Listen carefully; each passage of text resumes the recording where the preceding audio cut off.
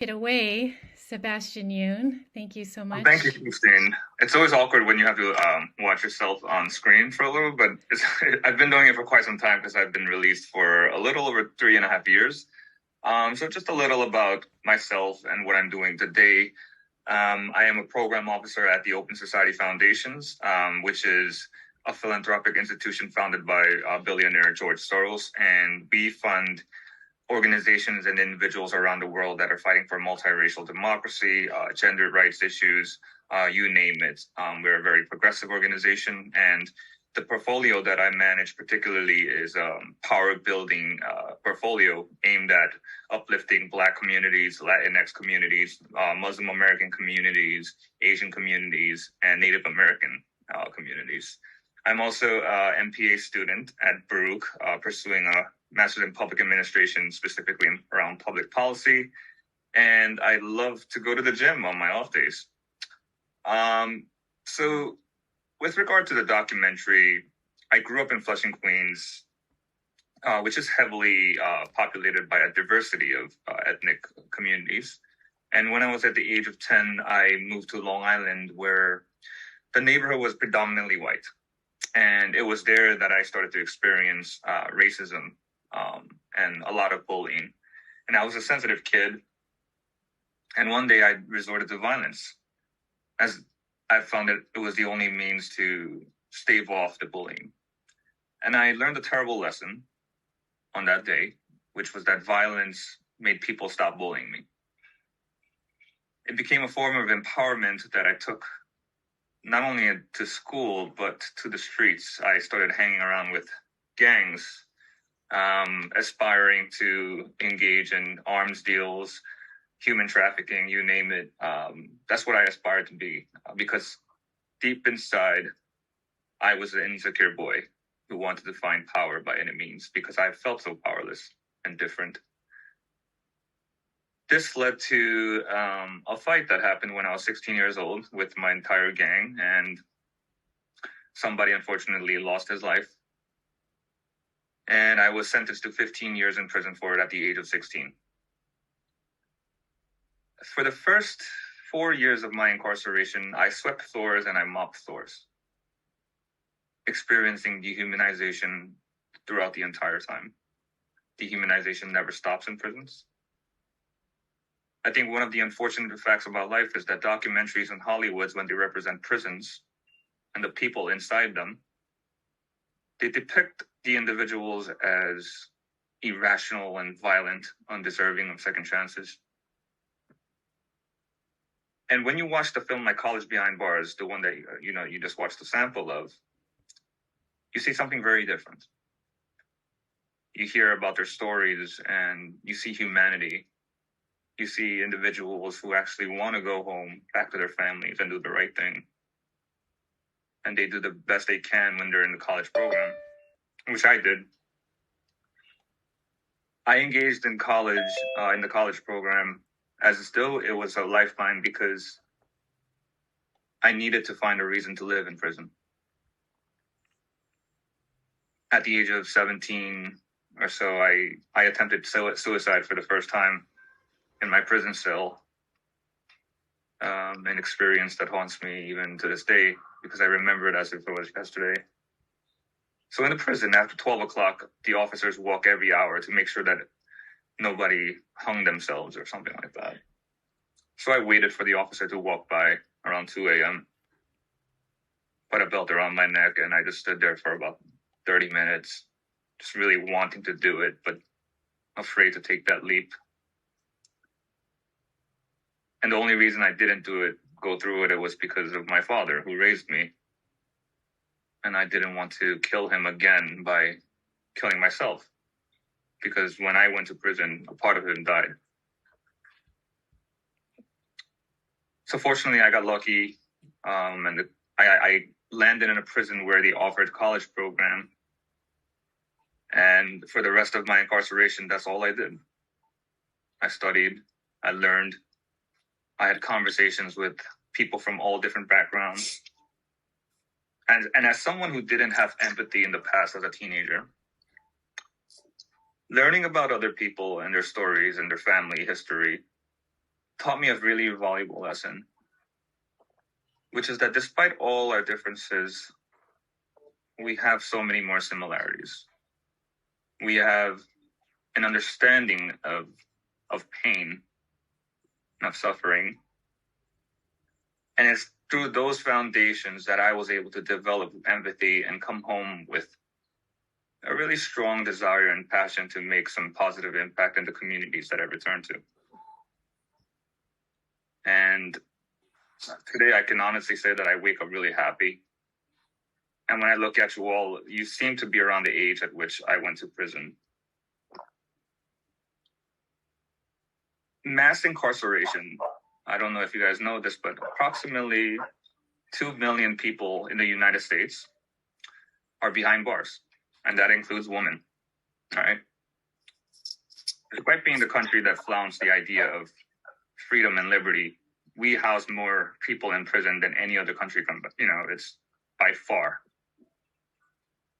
Approximately in New York, we pay $66,000 taxpayer money, goes to housing and managing just one individual. And when people are released from prisons, more than half of them will return to prison within the first 3 years of their release.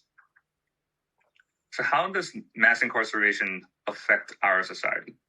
Aside from wasting tax dollars, aside from constantly creating a system that creates the revolving door in which people leave prison and then go right back. First of all, families are separated. When a father goes to prison, the child, if they have a child, they have a single parent, or if it's a mother, same situation. And you don't have a father or a mother figure. And you don't provide incarcerated people with opportunities to better themselves. All they do is focus on punishment and punishment and punishment. And studies show that one of the main reasons people go back to prison because of unemployment. They can't find employment. For one, they have a felony background, so they're highly discriminated against. And second, they have nothing to show for what they did in prison. So if I didn't go into the college program, I would have came home, submitted my application, resume, my cover page to that same organization that I work now. And if I didn't have a bachelor's degree, or if I wasn't able to communicate effectively, all of which I learned and received from the college program, I would have no shot. I'm a formerly incarcerated person working for one of the biggest philanthropies in the world. And that is because I was offered the opportunity to get a college degree. And I just really look forward to your conversations. I love engaging with young folks, especially. A little of the work that I do, I kind of travel across the country, having conversations with students from high school, from college, even politicians. And I got to say, young folks are the most enjoyable ones. So happy to answer questions, Christine, or you want to guide a discussion. Either way is good. Sure. I'd love to open it up with any questions, either in the chat or if you want to unmute and just ask some questions. And staff, you guys are welcome to ask questions as well. Can I ask a question? Yes, please go ahead, Lex. First off, bro, I just want to say, dude, congratulations on everything. Your story is very inspiring. But I just wanted to ask, like, what was the hardest part of your journey for you? You mean in prison?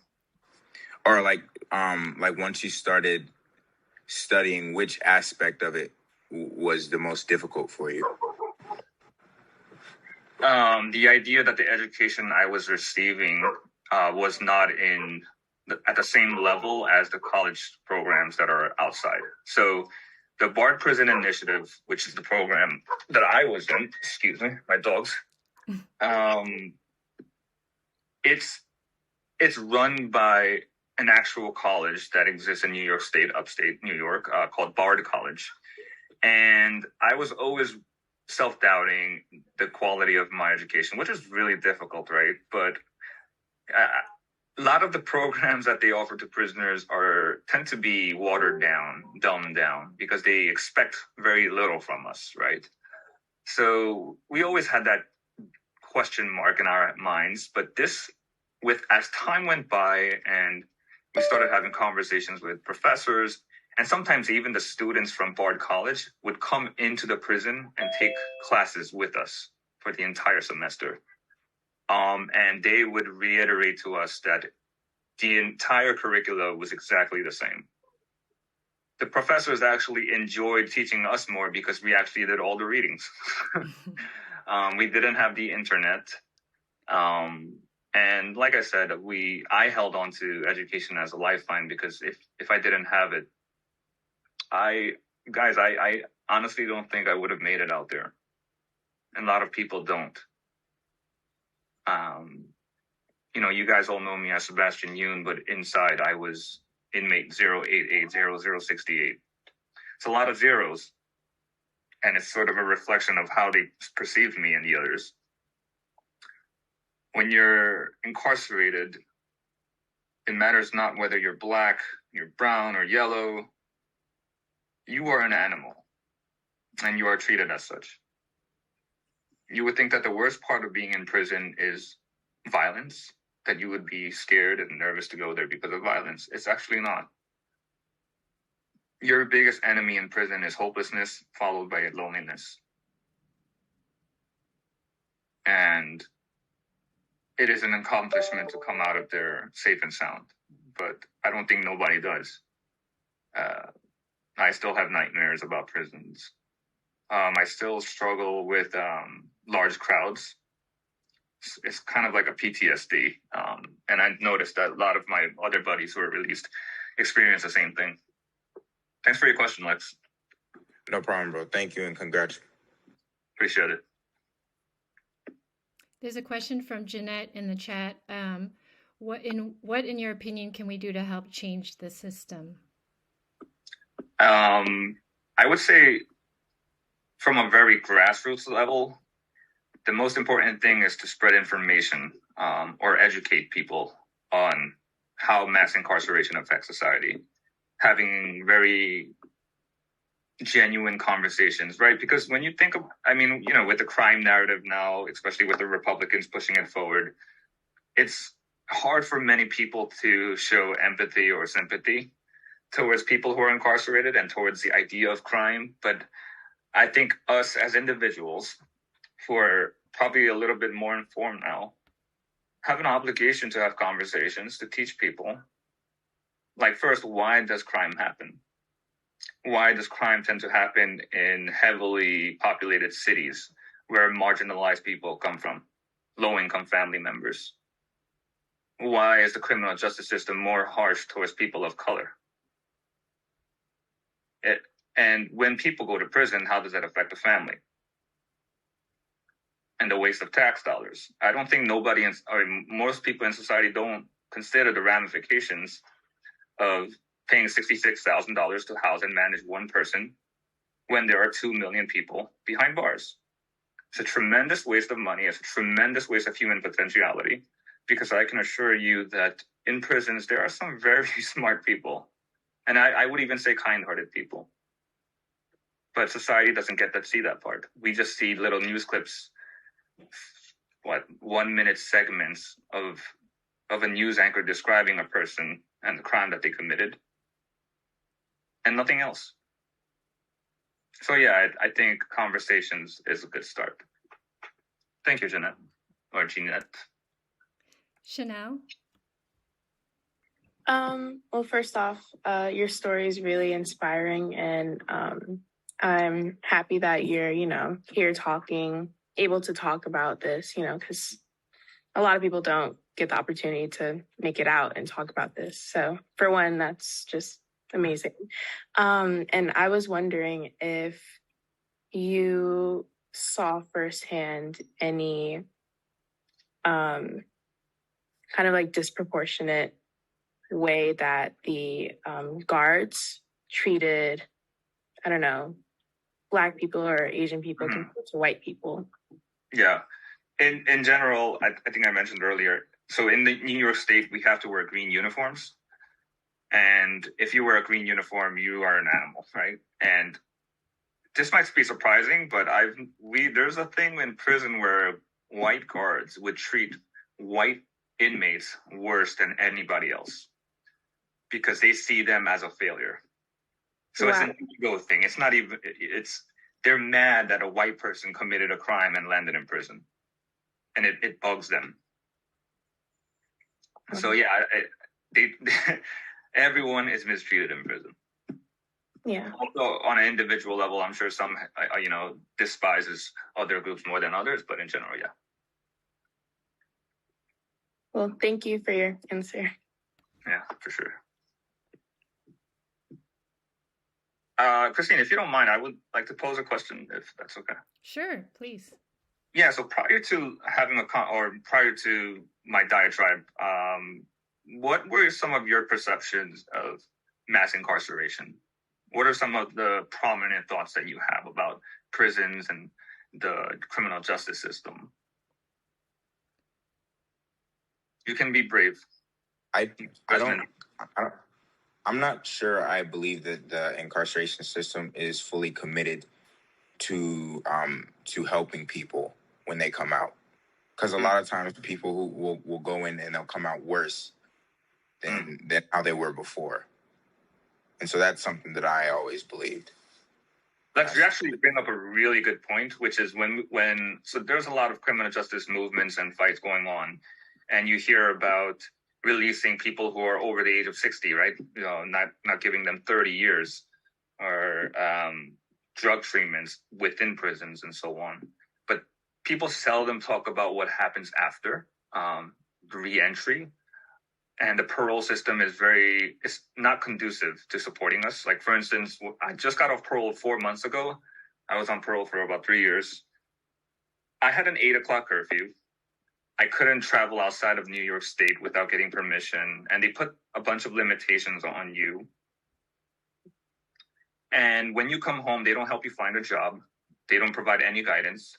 A lot of people who went to prison, who are sitting in prison today, never used an email before. They never had an iPhone. I've never had an iPhone prior to coming home. We had like the flip phones.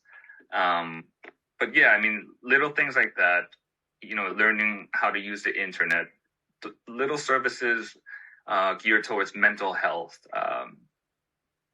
There's nothing. So that's an excellent observation, Lex.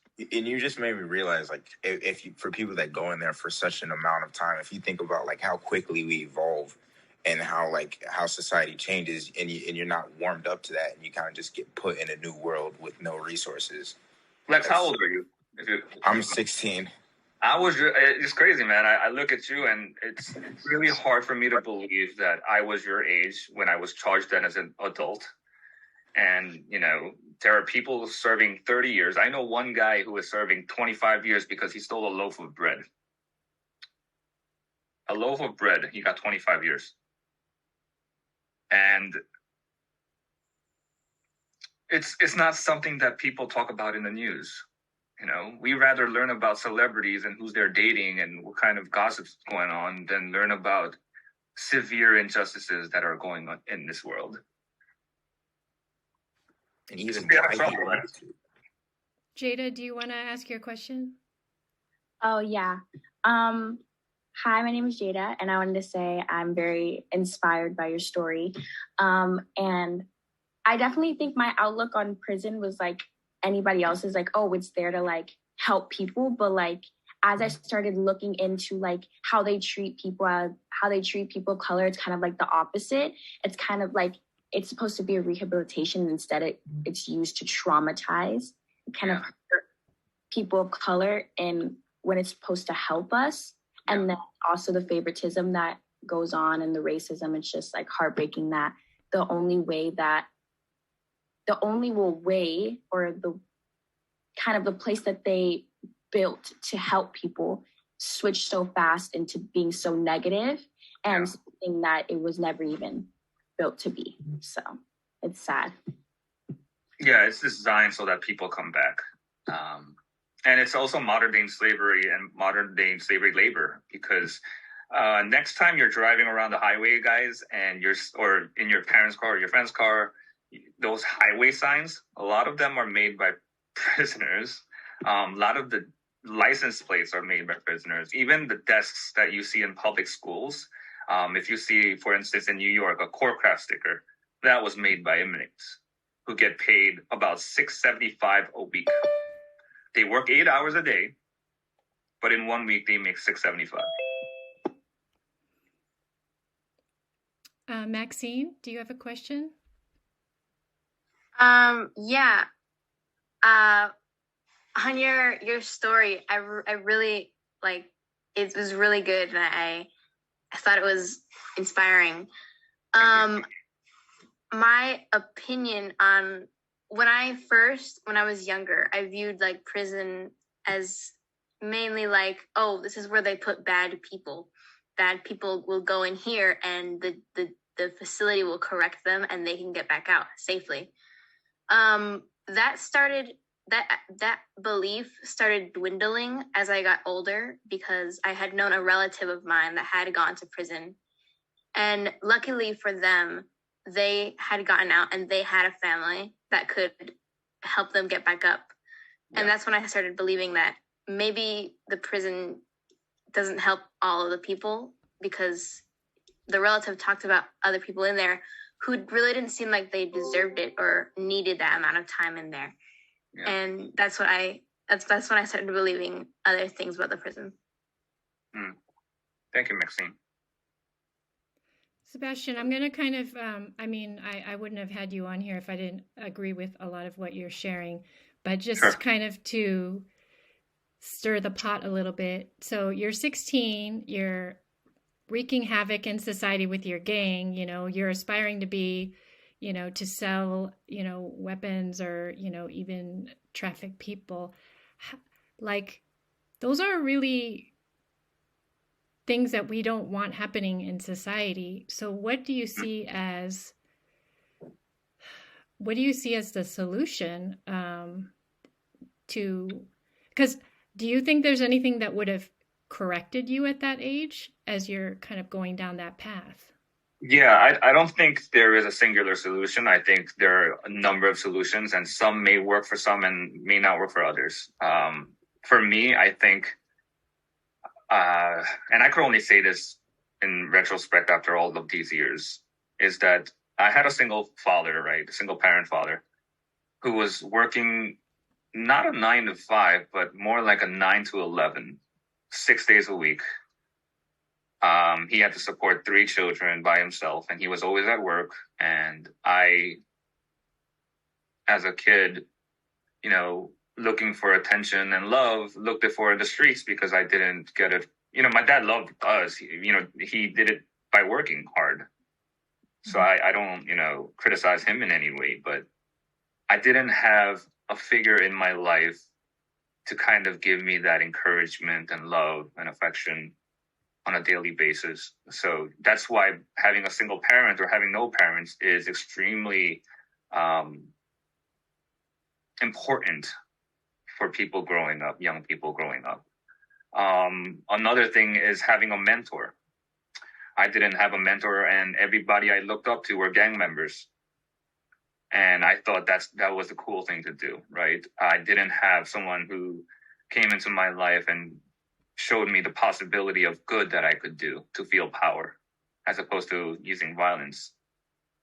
And good friends.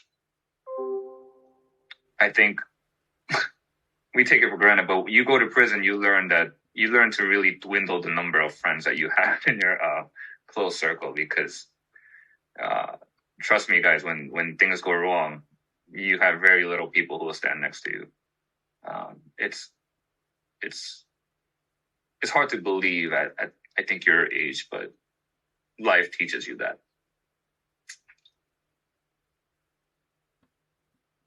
I see a bunch of people. I see Zoe, Lex, Ileana. Christine, I don't know if you want